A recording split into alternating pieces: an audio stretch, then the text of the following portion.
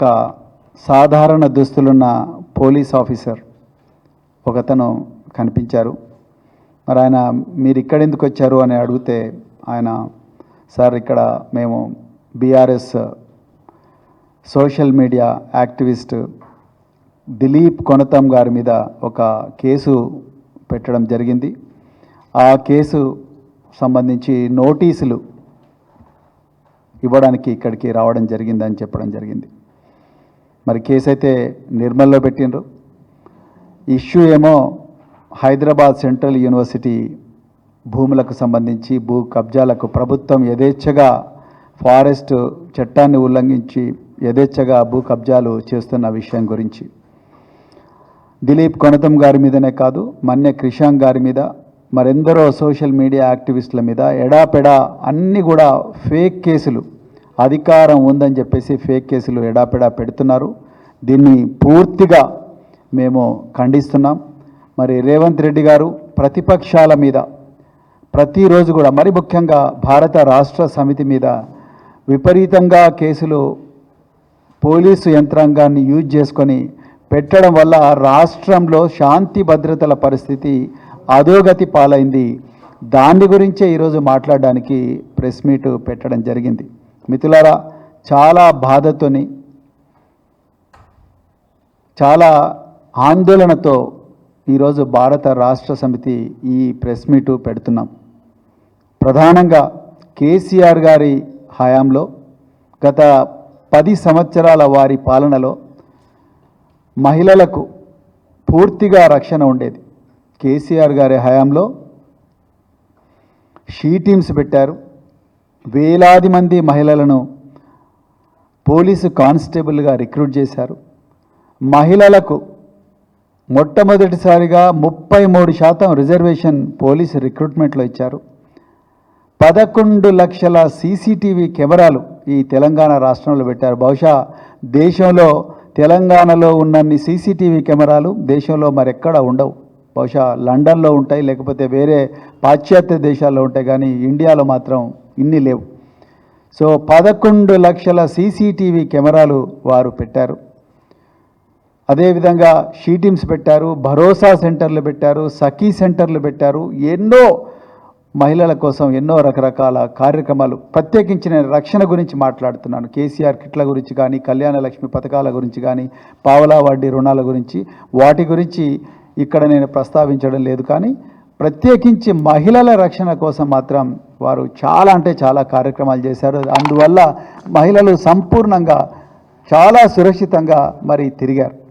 కానీ ఈరోజు నేను ఈ ప్రెస్ మీట్ బీఆర్ఎస్ పార్టీ నాయకులం అందరం ఎందుకు ఈ ప్రెస్ మీట్ ప్రత్యేకంగా పెట్టాల్సి వస్తుందంటే, గత వారం రోజుల్లోనే తెలంగాణ రాష్ట్రంలో 4 మహిళల మీద అత్యాచారాలు అయినాయి.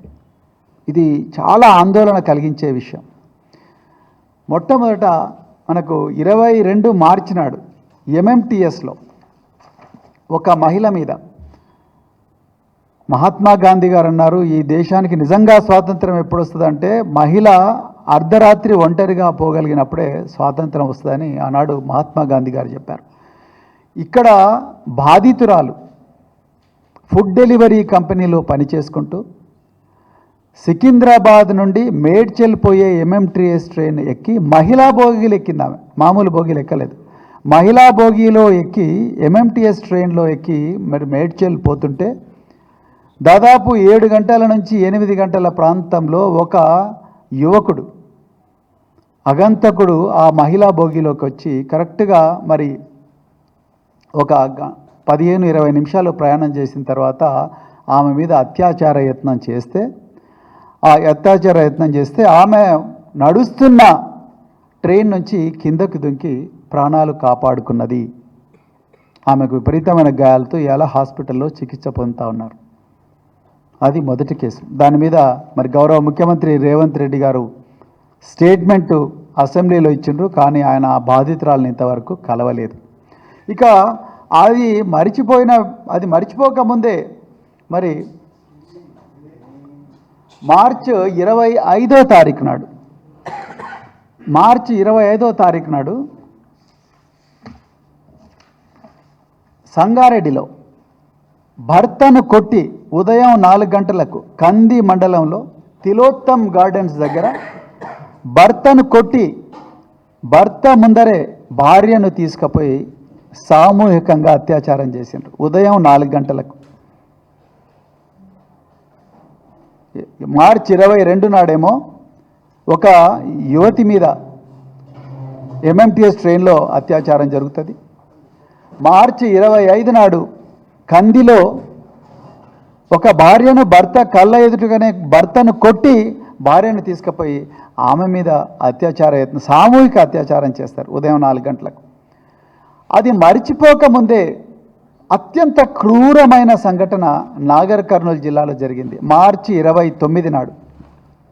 మార్చి 29 నాడు ఒక మహిళ ఆమె సహచరుడు ఇద్దరు కూడా దైవ దర్శనం కోసం ఊరుకొండపేట అనే మండలంలో ఉండే ఆంజనేయ స్వామి దేవాలయానికి సాయంత్రం పూట రాత్రిపూట వస్తే అక్కడ ఉండే 7 మంది యువకులు బహిరంగంగానే తాగుతూ ఈ మహిళను అత్యంత క్రూరంగా అతన్ని కొట్టి చెట్టుకు కట్టేసి ఈమెను అత్యంత క్రూరంగా ఆమె మీద అత్యాచారం చేసిండ్రు.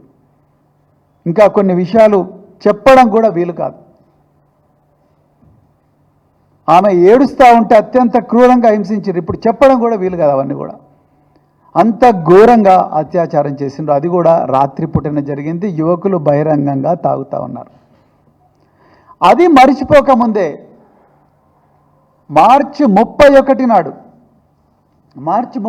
నాడు ఒక జర్మన్ టూరిస్ట్ హైదరాబాద్ నగరానికి వచ్చి హైదరాబాద్ నగరంలో రకరకాల టూరిస్ట్ ప్రాంతాలను సందర్శిస్తుంటే ఒక అగంతకుడు ఆమెను మీర్పేట దగ్గర పరిచయం చేసుకొని ఒక మార్కెట్లో పరిచయం చేసుకొని ఆమెను స్విఫ్ట్ డిజైర్ కారులో మిగతా 4-5 అందరు మైనర్లు కలిసి ఆమెతో వచ్చిన ఆమె సహచరుడు ఇద్దరు కూడా జర్మన్సే వాళ్ళిద్దరిని తీసుకొని పోయి పహాడీ షరీఫ్ ప్రాంతానికి రకరకాల ప్రాంతాల్లో ఫోటోలు తీసుకుంటామన్న మిషతోని పహాడీ షరీఫ్ ప్రాంతానికి తీసుకుపోయి అక్కడ కారులోనే ఆమె మీద అత్యాచారం చేస్తే ఆమె మరి అక్కడి నుంచి పారిపోయి వచ్చి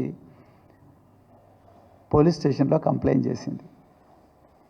ఇక్కడ విషయం పోలీసు వాళ్ళు అన్నీ మేము ఇన్వెస్టిగేట్ చేసినాం నిందితులు పట్టుకున్నామని చెప్తున్నారు. సంతోషం, వి అప్రిషియేట్ ఇట్. కానీ నేరాన్ని ఎందుకు మీరు ప్రివెంట్ చేయలేకపోయారు? ఎందుకు వారం రోజుల్లోనే 4 మహిళల మీద అత్యాచారం జరిగితే ఇంకా మహిళలకు రక్షణ ఎక్కడున్నది? 1,00,000 మంది పోలీసులు తెలంగాణలో ఉన్నారు. ఈ పోలీసు శాఖకు అధిపతి సాక్షాత్తు ముఖ్యమంత్రే. రేవంత్ రెడ్డి గారే సీఎం. శాంతి భద్రతలు జనరల్గా వారి కిందకే వస్తాయి. ప్రత్యేకించి హోమ్ మినిస్టర్ కూడా రేవంత్ రెడ్డి గారే. ఇక్కడ అత్యంత భయం కల్పించే అంశం ఏంటంటే, అత్యంత ఆందోళన పడాల్సిన అంశం ఏంటంటే, ముఖ్యమంత్రి గారు ఇందులో ఏ బాధితురాలను కూడా పరామర్శించడానికి వెళ్ళలేదు. దీని మీద ఒక ప్రత్యేకమైన రివ్యూ తీసుకోలేకపోయారు గౌరవ ముఖ్యమంత్రి గారు. అధికారులకు ఆదేశాలు ఇచ్చినట్టు కూడా ఎక్కడ కూడా రాలేదు. ఈ తెలంగాణ భవన్కు 100 మీటర్ల దూరంలో అంటే కూతవేటు దూరంలో ఉన్నది integrated command and control centre ఉన్నది. అందులో ముఖ్యమంత్రి గారికి ఒక ఛాంబర్ ఉన్నది.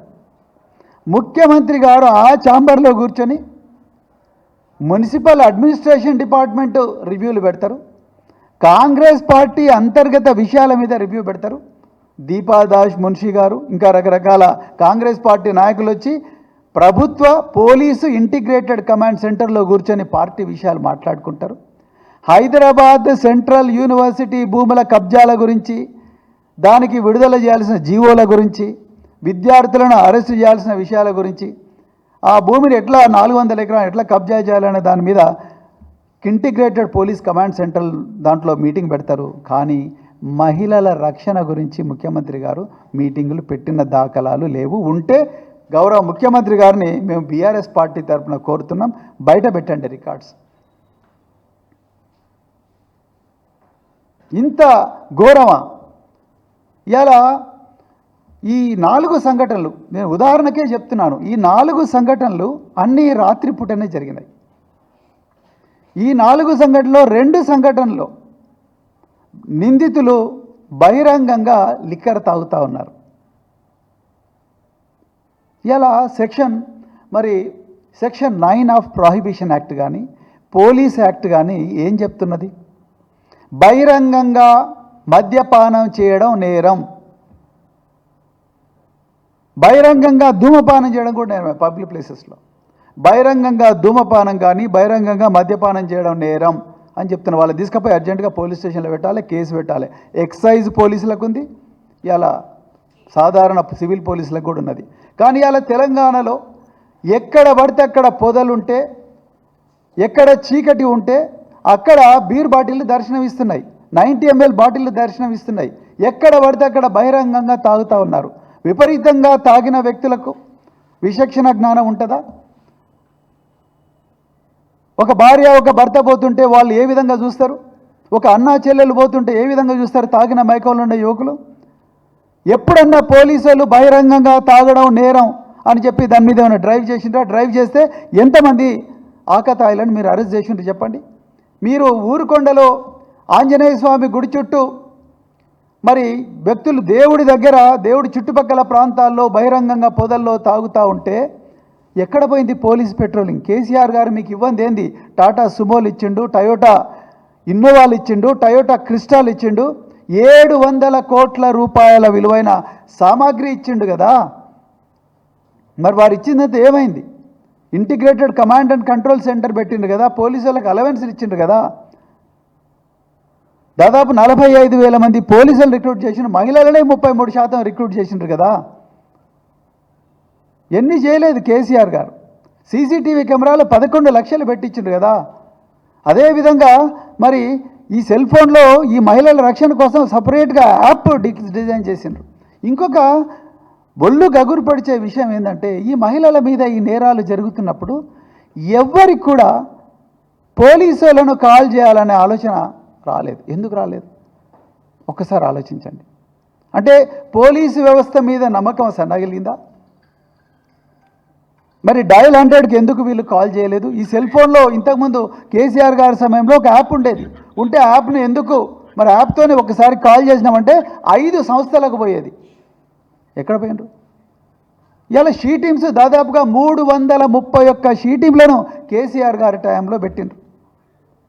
ఆకతాయిలు మహిళలు దర్శనానికి పోయే ప్రదేశాల్లో కానీ, మార్కెట్లలో కానీ, సినిమా టాకీసుల్లో కానీ, బస్సులలో కానీ, రైళ్లలో కానీ, ఇంకా ఏవైనా జనసమర్థమైన ప్రదేశాలు ఉంటే ఆ ప్రదేశాల్లో ఈ పోకిరీలు కానీ ఆకతాయిలు కానీ మహిళలను ఇబ్బంది పెట్టకూడదు అని చెప్పి 331 షీ టీములు పెట్టి దాదాపు 40 నుంచి 45 వేల మందిని అరెస్ట్ చేసి వాళ్ళకి కౌన్సిలింగ్ ఇచ్చిండ్రు, వాళ్ళని అరెస్ట్ చేసిండ్రు, జైలుకు పంపించిండ్రు. కానీ ఎంఎంటీఎస్లో వీళ్ళు ఎందుకు లేరు? ఇవాళ ఎంఎంటీఎస్లో ప్రత్యేకంగా పెట్రోలింగ్ కోసం హోంగార్డులను రిక్రూట్ చేసినాం కదా. హోంగార్డులను రిక్రూట్ చేసి వాళ్ళందరినీ మఫ్టీలో పెట్టాలి, యూనిఫామ్లో పెట్టాలి అన్న ఏదైతే ప్రొసీజర్ ఉందో ఆ ప్రొసీజర్ ఎందుకు ఫాలో కాలేదు? ఫాలో అంటే ఆ రోజు 22వ తారీఖు నాడు ఆ మహిళ మీద జరిగి ఉండేది కాదు కదా. దీని మీద ఎక్కడ కూడా రివ్యూ జరగడం లేదు. మరి పోలీసులు ఏం చేస్తున్నారు? అది కూడా తెలంగాణ ప్రజలు తెలుసుకోవాలి. ఇది చాలా ముఖ్యమైన విషయం. మన మహిళల రక్షణకు సంబంధించిన విషయం, మన బిడ్డలకు సంబంధించిన విషయం, కుటుంబాల రక్షణకు సంబంధించిన విషయం. మహిళలు ఏం చేస్తున్నారు? ఇప్పుడు పోలీసు వాళ్ళు ఏం చేస్తున్నారు? పోలీసు వాళ్ళు బీఆర్ఎస్ పార్టీ నాయకుల మీద కేసులు పెట్టడంలో బిజీగా ఉన్నారు. ఒకటే రోజు 16 కేసులు పెట్టిండ్రు, అక్రమ కేసులు. కాంగ్రెస్ ఈ రాష్ట్రానికి పట్టిన చీడ అంటే కేసు, రేవంత్ రెడ్డి డౌన్ అంటే కేసు, కేసీఆర్ జిందాబాద్ అంటే కేసు, కేటీఆర్ జిందాబాద్ అంటే కేసు, రైతులకు రుణమాఫీ రాలేదంటే కేసు, మహిళలకు పావుల వడ్డీ రుణాలు రాలేదంటే కేసు, మహిళలకు 2,500 రూపాయల డబ్బులు ఇస్తా అంటే ఎక్కడ పోయిందంటే కేసు, కళ్యాణ లక్ష్మిలో తులం బంగారం ఎక్కడ పోయిందంటే కేసు, స్కూటీలు ఇవ్వలేదంటే కేసు, ప్రతి దానికి కూడా కేసు. రైతులు కన్నీళ్ళతో ఏడుస్తూ ఉంటే ఆ వీడియో తీసి పెడితే కేసు. ఇన్ని కేసులు పెట్టి ఇవాళ పొద్దున మేము తెలంగాణ వాళ్ళు ఎంటర్ కాగానే పోలీసులు ఉన్నారు, మఫ్టీ పోలీసులు. అసలు పోలీసులు చేయాల్సింది ఏంది? బస్టాండ్ల దగ్గర, జనసమర్థమైన ప్రదేశాల దగ్గర, రోడ్డు కూడళ్ళ దగ్గర, రకరకాల జాతరలు ఉంటాయి అక్కడ, నేరం జరిగే అవకాశం ఉన్న ప్రదేశాల దగ్గర మఫ్టీలోనో యూనిఫామ్లోనో వాళ్ళ వెహికల్స్ పెట్టుకొని రెడీగా ఉండాలి. పొద్దుటిపూట ఉండాలి, రాత్రిపూట ఉండాలి, 2-3 షిఫ్ట్లు పెట్టుకొని ఉండాలి. మరి ఎక్కడ పోయినరు? పోలీసు వాళ్ళందరూ తెలంగాణ చుట్టూ తిరుగుతూ ఉన్నారు.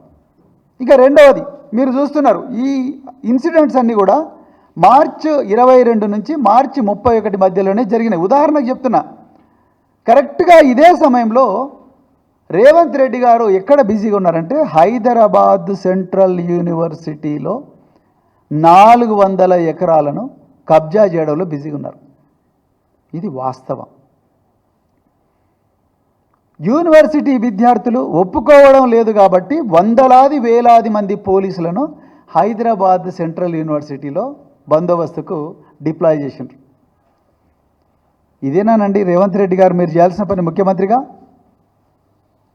అసలు ఈ పోలీసు వాళ్ళందరూ ఎక్కడ ఉండాలి? అక్కడ కూడా మరి మహిళా విద్యార్థులను ఘోరంగా కొట్టుకుంటూ బస్సులలో ఎక్కించారు. అసలు మీరు చేయాల్సిందేంటి?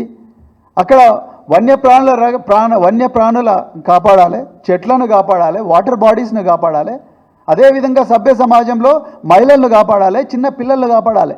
ఎక్కడ పోయిన మరి ఈ పోలీసులు విద్యార్థులను కొట్టడంలో బిజీగా ఉన్నారు, విద్యార్థుల మీద అక్రమంగా కేసులు పెట్టడంలో బిజీగా ఉన్నారు, విద్యార్థులకు నాన్ బెయిలబుల్ సెక్షన్స్ పెట్టి వాళ్ళ మీద పీడీ యాక్ట్ పెట్టి వాళ్ళ జీవితాలు నాశనం చేయడంలో పోలీసులు బిజీగా ఉన్నారు. నిన్నటికి నిన్న ఆ మన్య క్రిషాంక్ మీద కేసు పెట్టిండ్రు. ఏమనంటే వీడియోని మార్పు చేసినాను. అసలు ఆ నెమళ్ళ ఆవేదన, నెమళ్ళ ఆర్తనాదాలు, అరుపులు అవన్నీ కూడా ఒరిజినల్ నేనే తీసినాను. ఒక పిల్లగాడు కుద్బకుద్ చెప్తున్నాడు, కుల్లా చెప్తున్నాడు. చెప్తుంటే కూడా అది కాదని చెప్పి వీళ్ళని కేసు పెట్టాలి, మళ్ళీ జైలుకు పంపించాలి. మీ పోలీసులు ఇందులో బిజీగా ఉన్నారు కాబట్టి ఇవాళ తెలంగాణలో ఆనాడు మావో సెట్టింగ్ చెప్పినట్టుగా ఆకాశంలో సగం నీవు సగం నేనన్న మరి ఏదైతే నానుడినదో ఆ 50% మహిళలకు ఇవాళ రక్షణ లేకుండా పోయింది. గత సంవత్సరం సుల్తానాబాద్లో ఒక చిన్న 7 సంవత్సరాల అమ్మాయి మీద అత్యాచారం చేసి మర్డర్ చేసిండు ఒక వ్యక్తి రైస్ మిల్లులో. ఆనాడు సీతక్క గారు వచ్చి మేము ఇది చేస్తాం వెంటనే శిక్ష పడేటట్టు చూస్తామన్నారు. తెలంగాణ ప్రజలారా గుర్తించండి, ఇంతవరకు ఆ కేసులో శిక్ష పడలేదు. మరి ఎక్కడుంది? ఎంత ఘోరంగా అత్యాచారం చేసి చంపితే కూడా ఆ కేసులో ఇంతవరకు 1 ఇయర్ అయిపోయింది, 1 ఇయర్ కూడా శిక్ష పడలేదు. మరి ఎక్కడుంది పోలీసింగ్? అంటే మీరు కేవలం స్టేట్మెంట్లకి అసెంబ్లీలో స్టేట్మెంట్ ఇస్తే అయిపోయింది, అసెంబ్లీలో ఏమైనా మాట్లాడొచ్చా అయిపోయింది, దాని తర్వాత ఫాలో అప్ అనేది లేదు. అదే కేసీఆర్ గారి హయాంలో ఇదే శంషాబాద్ దగ్గర దిశ అనే ఒక మహిళ మీద అత్యాచారం మరియు హత్య జరిగితే అత్యంత కఠినమైన శిక్ష ఆనాడు మరి అమలు చేసిండ్రు. ఆ నిందితులు 4 పోలీసులతో జరిగిన ఎదురు కాల్పుల్లో వాళ్ళు చనిపోయినారు. తర్వాత దిశ చట్టం వచ్చింది. అదేవిధంగా ఎక్కడ కూడా మహిళల మీద అత్యాచారాలు జరిగినా ఎట్టి పరిస్థితి జరగకుండా చూసుకోవాలనేదే మరి ఆనాడు గౌరవ తెలంగాణ తొలి ముఖ్యమంత్రి కేసీఆర్ గారు చెప్పిండ్రు. మరి ఇవాళ మీరేం చెప్తున్నారు? ఒక కొండా సురేఖ గారు రాలేదు ఈ బాధితుల దగ్గరికి, సీతక్క గారు ఫోన్లో మాట్లాడిండ్రు కానీ వాళ్ళు పరామర్శించలేదు. అసలు వాళ్ళిద్దరు కాదు, గౌరవ ముఖ్యమంత్రి గారు రావాలి కదా, ఎందుకంటే మీరు ముఖ్యమంత్రి కాదు, మీరు హోమ్ మినిస్టర్ కూడా. మరి మీరు రావాలి కదా. మీరు ఢిల్లీ 40 సార్లు పోయినన్నారు, 400 సార్లు కూడా పోతా అన్నారు. అయ్యా ఈ 4 మహిళలను కలవండి, 400 సార్లు తర్వాత ఈ 4 మహిళలను కలవాలి కదా, ఎందుకంటే your duty is to protect the lives and properties of these hapless women. Revanth garu, మీరు అక్కడ బంగ్లాలో పోలీసుల పహారాలో కూర్చొని స్టేట్మెంట్లు ఇస్తే కుదరదు, లేకపోతే ల్యాండ్ గ్రాబింగ్ జీవోలు ఇస్తే కుదరదు. వీళ్ళని కాపాడాలి. You are empowered and then you have the power and responsibility to save the lives of these women. Article 21 of the Constitution clearly says every human being has the right to live with dignity. సురక్షితంగా బతికే హక్కు తెలంగాణలో మహిళలందరికీ ఉన్నది, అందరికీ ఉన్నది. మరి ఎక్కడ మీరు ఆ రాజ్యాంగ హక్కును కాపాడుతున్నారు? అదేవిధంగా నేరెళ్ళ శారద గారు, మేడం మీరు రకరకాల కేసుల్లో మరి ఒక పార్టీ వాళ్ళైతేనేమో వెంటనే నోటీస్ ఇచ్చేసి తర్వాత ఇచ్చేసి ఏమంటారు రాఖీ కడితే మరి నోటీస్ ఇచ్చి, ఒక ఆయనేమో ఒక ఎక్స్ఎమ్మెల్యే కలెక్టర్ గారిని అత్యంత ఘోరంగా, నేను ఇక్కడ మీడియా ముందు చెప్పలేను, అత్యంత ఘోరంగా మాట్లాడితే, బెడ్రూమ్లో జరిగే వ్యవహారాల గురించి ఒక ఎక్స్ఎమ్మెల్యే మాట్లాడితే ఆయనను మేము అడిగినప్పటికి కూడా ఆయనను పిలవకుండా మరి ఉన్నారు మీరు. కానీ అలా నలుగురు మహిళలు అత్యంత దయనీయమైన పరిస్థితుల్లో అత్యాచారానికి గురయ్యారు. కానీ ఉమెన్ కమిషన్ ఎక్కడ పోయిందని వాళ్ళు నేను అడుగుతా ఉన్నా. అంటే మీరు కేవలం కొంతమంది మీదనే నోటీసులు ఇస్తారా? మరి అందరికీ నోటీసులు ఇవ్వరా? మరి మీరు వీళ్ళకి కూడా నోటీసులు ఇవ్వాలిగా సంబంధిత పోలీస్ అధికారులకు. What happened, why couldn't you prevent this offence అని చెప్పి మీరు ఇవ్వాలి కదా శారద గారు, ఎందుకు ఇవ్వలేదు? వీళ్ళెవరు పొలిటీషియన్స్ అయినా కూడా ఇవ్వాలి, ఎవరైనా కూడా ఇవ్వాలి. మహిళ ఈజ్ మహిళ, whether this party or that party. రేపు కాంగ్రెస్ పార్టీ అయినా బీజేపీ అయినా ఎవరైనా మహిళనే. Victim is a victim, they don't have any political affiliation. కానీ మీరు ఎందుకు ఉమెన్ కమిషన్ ఇవాళ సైలెంట్గా ఉన్నది? ఎందుకు ముఖ్యమంత్రి సైలెంట్గా ఉన్నారు? అదేవిధంగా మరి ఈ ఫాస్ట్ ట్రాక్ కోర్టులు, మహిళల మీద ఇన్ని నేరాలు జరుగుతూ ఉన్నాయి, ఫాస్ట్ ట్రాక్ కోర్టులు ఎందుకు పెట్టలేదు?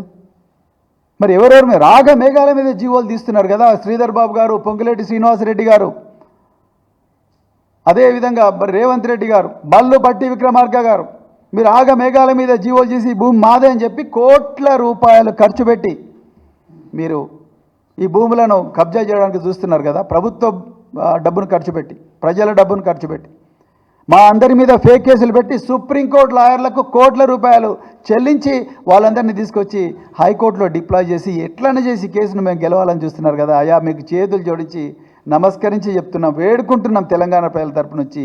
ఆ డబ్బులేదో ఈ మహిళల మీద జరుగుతున్న అత్యాచారాలను పరిశోధించడం కోసం, ఆ నేరస్తుల మీద శిక్ష పడ్డట్టుగా ఆ డబ్బులు ఈ ఫాస్ట్ ట్రాక్ కోర్టు మీద ఖర్చు పెట్టండి కదా. ఒక్క ఫాస్ట్ ట్రాక్ కోర్టు కూడా మహిళల మీద జరిగే అత్యాచారాలకు పరిశోధించడానికి లేదు. మరి క్రిమినల్స్కి ఎట్లా భయం ఉంటుంది? ఏ విధంగా భయం ఉంటుంది? మీ దగ్గర ఇన్ని డబ్బులు ఉన్నాయి కదా, ఆ డబ్బులు మరి ఎందుకు ఫాస్ట్ ట్రాక్ కోర్టుల మీద పెడతలేరు? ఎందుకు దీనిలో పోలీసుల సంఖ్య పెంచుతలేరు? మఫ్టీ పోలీసులను ఎందుకు పెంచుతలేరు? వాళ్ళ కోసం డబ్బులు పెట్టవచ్చు కదా. అక్కడ మీకు డబ్బులు వస్తలేవు. కేవలం బీఆర్ఎస్ నాయకుల మీద అక్రమ కేసులు పెట్టి వాటిని ఎట్లనే చేసి వీళ్ళందరినీ జైలుకు పంపించాలనే దాని మీద మీరున్నారు. క్రిమినల్స్ని జైలుకు పంపించాల్సింది పోయి మీరు ఇలా మరి రాజకీయ నాయకులను జైలుకు పంపించాలి. మీ అక్రమాలను, మీ కబ్జాలను అడ్డుకునే ప్రయత్నం చేసిన విద్యార్థులను కానీ, మహిళలను కానీ, రైతులను కానీ, రాజకీయ నాయకులను అందరినీ కూడా జైలుకు పంపించే ప్రయత్నం, ఆ కుట్ర మీరు చేస్తున్నారు. కాబట్టి అలా తెలంగాణలో మరి ఇంత ఘోరమైన మరి అట్రాసిటీస్ విమెన్ మీద జరుగుతున్నాయి. మరి ఇప్పటికైనా నేను తెలంగాణ ప్రజలను మళ్ళొక్కసారి చేతులు జోడించి కోరుకుంటున్నా, మనకు జరిగిన అన్యాయం, మనం ఘోరంగా మోసపోయినాం. వీళ్ళందరూ ఆ భరోసా, ఈ భరోసా, 6 గ్యారంటీలు, 600 గ్యారంటీలు, 420 గ్యారంటీలు, అట్లా చేస్తాం ఇట్లా చేస్తామని చెప్పేసి మహిళలను ప్రత్యేకంగా ఘోరంగా మోసం చేసిండ్రు. 4,000 రూపాయల పింఛన్ ఇస్తామన్నారు, 2,500 రూపాయల డబ్బులు ఇస్తామన్నారు, అమ్మాయిలకు స్కూటీలు ఇస్తామన్నారు. ఇప్పుడు మళ్ళా సౌరశక్తితో నడిపే ట్రాక్టర్లో లేకపోతే పెట్రోల్ పంపులో మేము అది చేస్తాం ఇది చేస్తాం అని చెప్పి రోజు మేము మహిళలకు ఇది చేసినామని చెప్పేసి 2-3 ప్రోగ్రాంలు ఏవో పెట్టిండ్రు రేవంత్ రెడ్డి గారు. మీకు మళ్ళీ చేతులు జోడించి చెప్తున్నాం, మాకు మీరు ఇవన్నీ చేయకపోయినా మంచిదే, కానీ దయచేసి మా మహిళలకు, మా బిడ్డలకు రక్షణ కల్పించండి. తెలంగాణ ప్రజలందరి తరపున, మా అక్క చెల్లెలందరి తరపున చేతులు జోడించి బీఆర్ఎస్ పార్టీ కోరుకుంటున్నది, దయచేసి వీళ్ళందరికీ రక్షణ కల్పించండి. ఈ డిపార్ట్మెంట్ మీద రివ్యూలు చేయండి, ఫాస్ట్ ట్రాక్ కోర్టులు పెట్టండి, అవసరం అనుకుంటే నిందితులను ఉరికంబం ఎక్కించండి. అంతే తప్ప ఈ పోలీస్ కమాండ్ సెంట్రల్లో మరి భూమి కబ్జాలకు సంబంధించిన మీటింగులు కానీ ఇంకా రకరకాల రాజకీయ మీటింగులు పెడితే మాత్రం తెలంగాణ ప్రజలు చూస్తే ఊరుకోరు. అదేవిధంగా తెలంగాణ మహిళా లోకానికి అందరికీ కూడా మరొకసారి చెప్తున్నాం, కేసీఆర్ గారు ఆనాడు 10 సంవత్సరాల అధికారంలో ఉన్నప్పుడు ఒక్క నిమిషం కూడా వేస్ట్ చేయలేదు, ఒక్క పైసా కూడా వేస్ట్ చేయకుండా ఆ డబ్బులన్నీ కూడా మహిళల రక్షణ కోసం ఖర్చు పెట్టిండు. అది పెట్రోల్ వ్యాన్లు కావచ్చు, లేకపోతే ఇంటిగ్రేటెడ్ కమాండ్ కంట్రోల్ సెంటర్ కావచ్చు, హోంగార్డులు కావచ్చు, మహిళా పోలీసులు కావచ్చు, సీసీటీవీ కెమెరాలు కావచ్చు, దిశ యాక్ట్ కావచ్చు, లేకపోతే షీ టీములు కావచ్చు, భరోసా సెంటర్లు కావచ్చు, అదేవిధంగా మరి సఖీ సెంటర్లు కావచ్చు, ఎన్నో రకాల కార్యక్రమాలు వారు చేశారు. కానీ ఈరోజు దురదృష్టవశాత్తు మరి మన అమాయకత్వాన్ని ఆసరగా తీసుకుని కాంగ్రెస్ పార్టీ అధికారంలోకి వచ్చి మన జీవితాలను నాశనం చేసే పరిస్థితి వచ్చింది, మన జీవించే హక్కుకు భగ్నం చేసే పరిస్థితి వచ్చింది. ఇందులో నిందితులందరూ కూడా మరి ఫాస్ట్ ట్రాక్ కోర్టు పెట్టి వాళ్ళందరినీ కూడా అర్జెంటుగా శిక్ష పడేలా చూడాలని చెప్పేసి కోరుకుంటూ మరి ఇంత చక్కటి అవకాశం ఇచ్చిన మీడియా మిత్రులందరికీ కూడా మరొక్కసారి ఉదయపూర్వక ధన్యవాదాలు చెప్తూ జై తెలంగాణ.